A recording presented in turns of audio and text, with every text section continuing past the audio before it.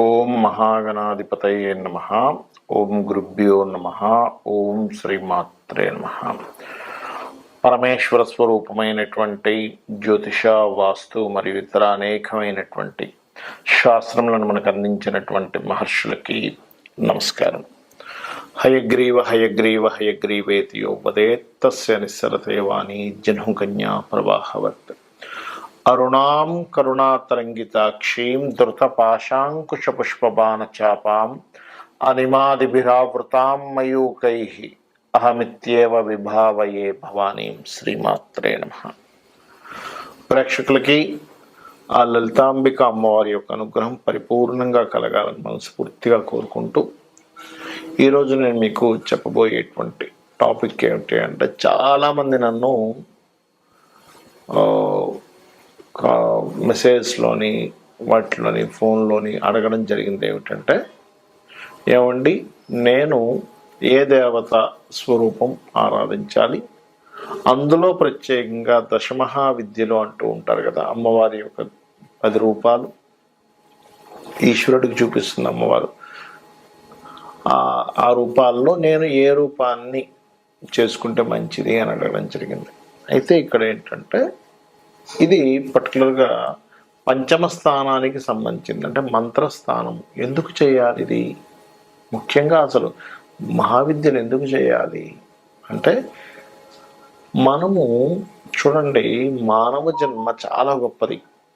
భగవంతుడు ఉన్నాడు, భగవత్ సంబంధించినటువంటి ఏదైనా చేస్తున్నాము అంటే అది కేవలం మానవులకు మాత్రమే సాధ్యము. గుర్తుపెట్టుకోండి. కొన్ని పురాణ కథల్లో కొన్ని ఉంటాయి, వాసన పోక అచ్చులక చేసింది, ఇట్లా. అది పూర్వజన్మల్లో ఉండేటువంటి అంటే ఆ భక్తి సంబంధించిన వాసన అలా ఉండగా తెలియకుండా అలా వస్తుంది. ఓ ఏనుగు చేసింది గజేంద్ర మోక్షం అని, అదంటే ఆ పూర్వజన్మ వాసన అని చెప్తారు. అయితే ఇక్కడ ది మోస్ట్ పవర్ఫుల్ దశమహావిద్యలు అనేటువంటిది, ఇది ఎవరు పడితే వాళ్ళు ఎలా పడితే అలా చేసేయడం కాదు. గుర్తుపెట్టుకోండి.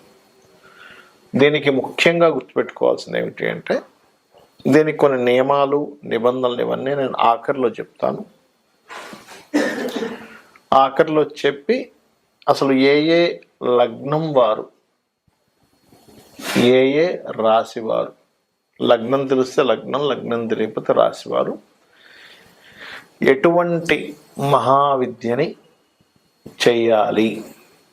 ఒకవేళ ఇది అందరూ డైరెక్ట్గా తీసుకొని చేయొచ్చు అనుకుంటారు, అలా కదా. ఎవరైనా గురువు దగ్గర పొందాలి. గుర్తుపెట్టుకోండి, ఫస్ట్ గురువు దగ్గర పొందాలి. గురువు దగ్గర నేను పొందలేను, నాకు గురువు లేరెవరు అనుకుంటే, బోధిపత్రం మీద ఆ యొక్క బీజాక్షరాలను రాసి, ఒకవేళ మీకు బోధిపత్రం కూడా దొరకలేదు, చక్కగా పేపర్ మీద రాసి ఈశ్వరుడి దగ్గర ఆ యొక్క బోధిపత్రాన్ని కానీ కాగితాన్ని కానీ పెట్టి, మీరు నీవే గురువుగా భావిస్తున్నాను స్వామి అని ప్రారంభించవచ్చు. ఇప్పుడు మనం ఒక్కొక్క లగ్నం, ఒక్కొక్క రాశి వారికి ఎవరెవరిని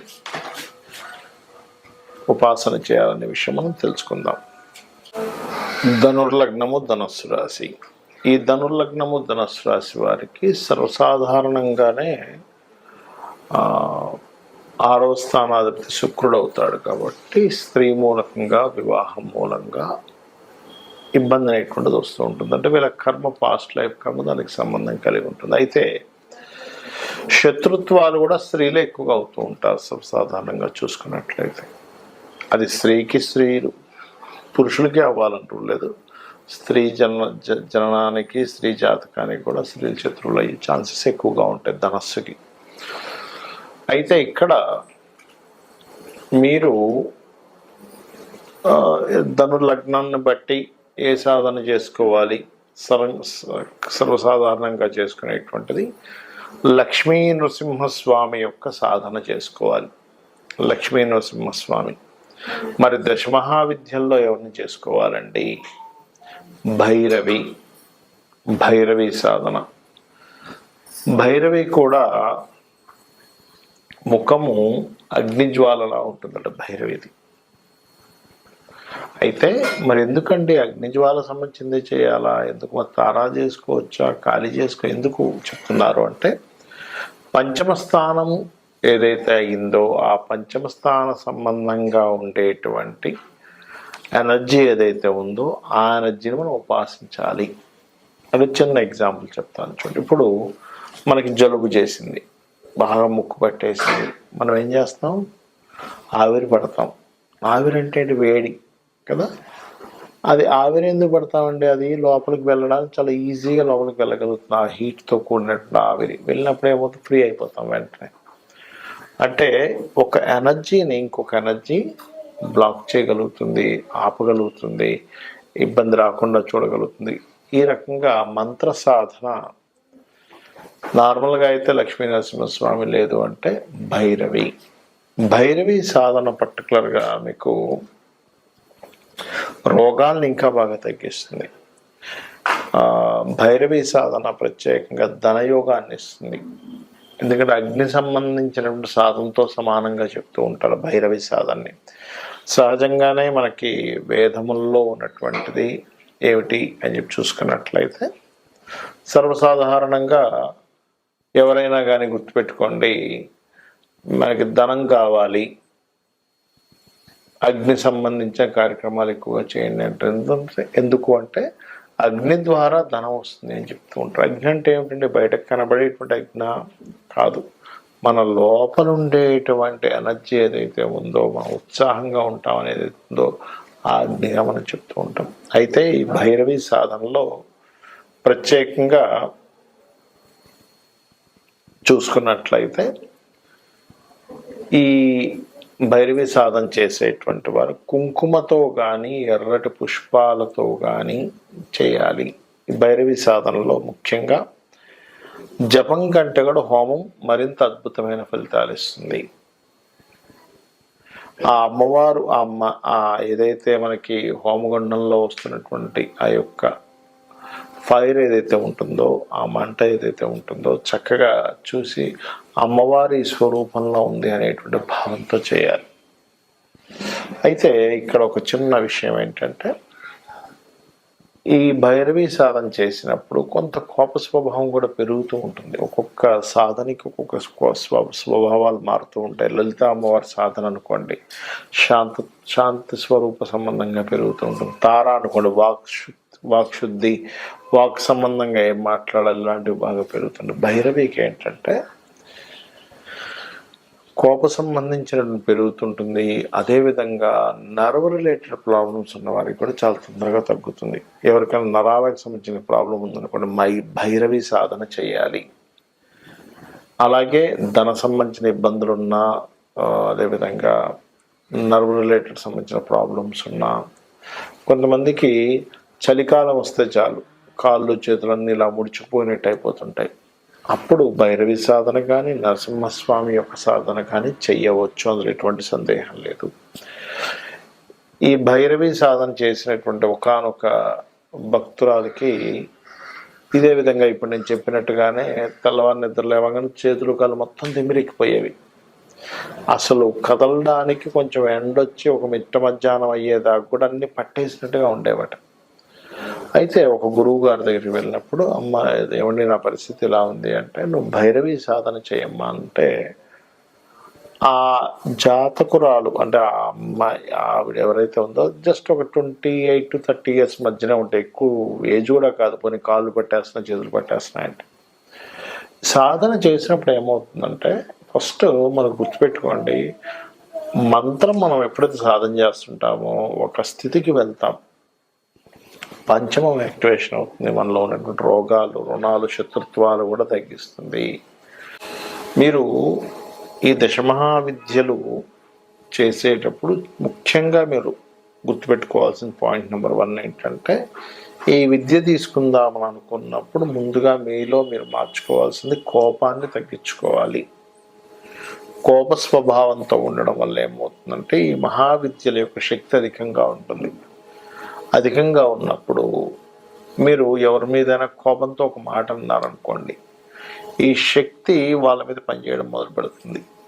వాళ్ళు ఇబ్బంది పడినప్పుడు ఆ యొక్క ఇబ్బంది యొక్క కర్మ మరలా మీకు చుట్టుకుంటుంది. గుర్తుపెట్టుకోండి, మీరు కోపపడడం వల్ల అవతల వాళ్ళకి నష్టమే, మీకు మరింత 10 రెట్లు, 50 రెట్లు, 100 రెట్లు ఎక్కువ నష్టం పొందుతారు. కాబట్టి ముందుగా మీరు కోపం అంటే ఏమిటి, అసలు నేను దేని గురించి కోపపడుతున్నాను, మన కోపం ఎందుకు వస్తుంది అంటే మనం అనుకున్నది వాళ్ళు చేయకపోయినా, మనం అనుకున్నది మనం చేయలేకపోతున్నా, మనకి ఇష్టం లేనట్టుగా అవతల వాళ్ళు ప్రవర్తిస్తున్నా వస్తుంది. అలా ప్రవర్తించకూడదని కానీ, అవతల వాళ్ళు కంప్లీట్గా మెచ్యూర్డ్గా ఉండాలని కానీ ఈ రూల్ ఏం లేదు కదా అనేది మనం అర్థం చేసుకోవాలి. ఒకటి. ఇక రెండవది ఏమిటంటే, ఈ దశమహావిద్యలు చేసేటప్పుడు చాలామంది అడుగుతుంది ఏంటంటే, ఏమండి నేను ఏమైనా నేల మీద పడుకోవడము, ఇట్లా ఏమైనా దీక్ష తీసుకున్నప్పుడు చేసినట్టుగా చేయాలా? అలా ఏమీ అక్కర్లేదు. చక్కగా మీరు నిత్యం మీరు చేసేటువంటి పనులు సాంసారికమైనటువంటి జీవితంలో ఉండలేదు, సాంసారిక జీవితం చేసుకుంటూ కూడా చేయొచ్చు. దీక్ష తీసుకోవడం వేరు. 40 రోజులు మండలం పాటు దీక్ష తీసుకొని కఠోరంగా చేస్తారు కొంతమంది, రాత్రి పగలు అదే పనిగా చేస్తారు. అలాంటప్పుడు మాత్రం నేల మీద నిద్రించడము, మాంసాహారం తీసుకోకపోవడము, అదేవిధంగా ముఖ్యంగా కొన్ని బ్రహ్మచర్యాలు పాటించడం, ఉదయం సాయంత్రం నిత్య పూజ చేయడము, ఇట్లా ఎలా అయితే మనం అయ్యప్ప స్వామి దీక్షకి లేకపోతే అమ్మవారి దీక్షలకి, ఆంజనేయ స్వామి దీక్షలకి ఎలా చేస్తామో ఆ రకంగా చేయాలి. ఇక ముఖ్యంగా మూడో విషయం ఏమిటి అంటే, చాలామంది చేసే పెద్ద మిస్టేక్, 2 రోజులు చేస్తే 3 రోజులు మానేస్తారు. అసలు అది మీరు జీవితాంతం చేసిన సరే వృధా. ఏ మంత్రాన్నైనా సరే గబగబా వెళ్తారు, గురువు దగ్గర మంత్రం తీసేసుకుంటారు, నాకు ఫలానా చేసేయాలని ఉందండి, తీసుకుంటారు. చక్కగా 2 రోజులు, మహా అంటే బలంగా 10 రోజులు, తర్వాత మర్చిపోతారు. మర్చిపోయి ఎప్పుడో జ్ఞాపకం వస్తుంది, వారానికో 10 రోజులకు 4 రోజులకు వస్తారు, అప్పుడు మాత్రం చేస్తారు. చేసి ఏమంటారంటే, ఏమంటే నేను తీసుకున్నానండి, మాతంగి తీసుకున్నానండి, బగలాముఖి తీసుకున్నానండి, తార తీసుకున్నానండి, ఏమిటో మరి నా జీవితం ఇలా ఉందంటారు. ఎలా ఉంటుందండి? ఒక మనిషి ఒక జిమ్కి వెళ్తే, రోజు వెళ్తే అతనికి చక్కగా బాడీ ఫిట్నెస్ వస్తుంది. 10 రోజులు వెళ్ళి 20 రోజులు మానేసి మళ్ళీ 2 రోజులు వెళ్ళి 4 రోజులు మానేస్తే ఎలా అవుతుంది? అదేవిధంగా సాధన చేయుమురా నరుడా, సాధ్యము కానిది లేదురా అంటూ ఉంటారు. మనకు పాట కూడా ఉంది. అంటే సాధన నిత్యము ఉండాలి. నిత్యము నిత్యము నిత్యము నిత్యం. మీరు ఎంత నిత్యము సాధన చేస్తే అంత ఖచ్చితంగా రుజువు అవుతుంది. మీరు చూడొచ్చు, దశమహావిద్యలు ఎంత పవర్ఫుల్ అంటే, అమ్మవారు సాక్షాత్ మీకు దర్శనం ఇస్తుంది. సాక్షాత్ దర్శనం ఖచ్చితంగా జరుగుతుంది. నా అనుభవంతో చెప్తున్నాను. కొన్నిసార్లు ఈ దశమహావిద్యలు చేసేటప్పుడు ధ్యానంలో ఉండగా కొన్ని పరీక్షలు కూడా జరుగుతాయి. మనకి కొన్ని శబ్దాలు వినిపిస్తూ ఉంటాయి. అలాంటి శబ్దాలు వినిపించినప్పుడు కొంతమంది భయపడి ఆపేస్తారు. అమ్మ దగ్గర ఉన్నాము అనే భావంతో ఉండాలి. అమ్మ దగ్గర మనకు భయం ఎందుకు? కాకపోతే ఆ రూపం, అమ్మవారి యొక్క రూపాలు, రకరకాల రూపాలు ఉన్నాయి. అయితే ఇక్కడ మీరు అర్థం చేసుకోవాల్సింది ఏంటంటే, దశమహావిద్యల్ని నేను బాగా సాధించేసి పొందిన తర్వాత నేను ఎలాంటి వాటికి వాడొచ్చు అని కూడా చాలామంది అడిగారు నన్ను. ఒకటే గుర్తుపెట్టుకోండి, దశమహావిద్య, ముఖ్యంగా ఈ దశమహావిద్యలు ఏవైతే ఉన్నాయో, చిన్నమస్తా కావచ్చు, తారా కావచ్చు, భైరవి కావచ్చు, బగలాముఖి కావచ్చు, మాతంగి కావచ్చు, ఇలా కాళీ కావచ్చు, ఏవైతే ఉన్నాయో ఇవన్నీ కూడా మీకు రక్షణనిస్తాయి. గుర్తుపెట్టుకోండి. ఎలాంటి రక్షణనిస్తాయి అంటే, పూర్వజన్మల్లో మనకు తెలుసో తెలియకో చేసినటువంటి కర్మని దగ్ధం చేస్తుంది. ఎంతమంది అప్పుల పాలవుతున్నామండి, పెళ్ళిళ్ళు అవ్వట్లేదు, లేకపోతే పలానా ఉద్యోగంలోనే నేను వ్యాపారం నడవట్లేదు, ఇలా 1, 2 అని కాదు, పలానా వాళ్ళతో విమర్శలు ఎదుర్కొంటున్నాను, లేకపోతే నా ఫ్యామిలీని నేను ప్రొటెక్ట్ చేసుకోలేకపోతున్నాను. వీటన్నిటికీ కూడా మీకు పరిపూర్ణమైనటువంటి రక్షణని ఆ అమ్మవారు ఇస్తుంది. అమ్మ అంటేనే రక్షణ శక్తి. రైట్. అయితే ఇది చాలామంది ఏమంటుంటారంటే, ఏమండి మరి నాకు జాతకం తెలియదు, ఏమి తెలియదు, ఏం చేయాలి? ప్రశ్న ద్వారా తెలుసుకోవచ్చు. అంటే మీరు అడిగిన సమయానికి పంచమ స్థానంలో ఎవరున్నారు, పంచమాధిపతి ఎవరు, దాన్ని బట్టి కూడా తీసుకోవచ్చు. ఇది గుర్తుపెట్టుకోండి. పంచమ స్థానంలో రవి ఉంటే అప్పుడు మీరు 1, చంద్రుడు ఉంటే 1, అలా రకరకాలుగా మారుతూ ఉంటుంది. దాన్ని బట్టి మీరు సాధన చేయవచ్చు. సాధన చేసి కొన్ని వేల లక్షల మంది ఎంతో గొప్ప స్థితికి వెళ్ళిన వాళ్ళని నేను చూశాను. సాధన అని చెప్పి మొదలుపెట్టి అంతంత మాత్రంగా చేస్తూ వాళ్ళకి అర్థం కాని స్థితిలో ఉన్న వాళ్ళని నేను చాలామందిని చూశాను. కాబట్టి మీకు నిజంగా అమ్మవారి అనుగ్రహం కావాలి అని అనుకుంటే సాధన చేయండి. మీకు మీరే అసలు భగవత్ శక్తి ఎలా ఉంది అని చెప్పి ఆశ్చర్యపోతారు. అద్భుతాలు జరుగుతాయి మీకు. శ్రీమాత్రే నమః.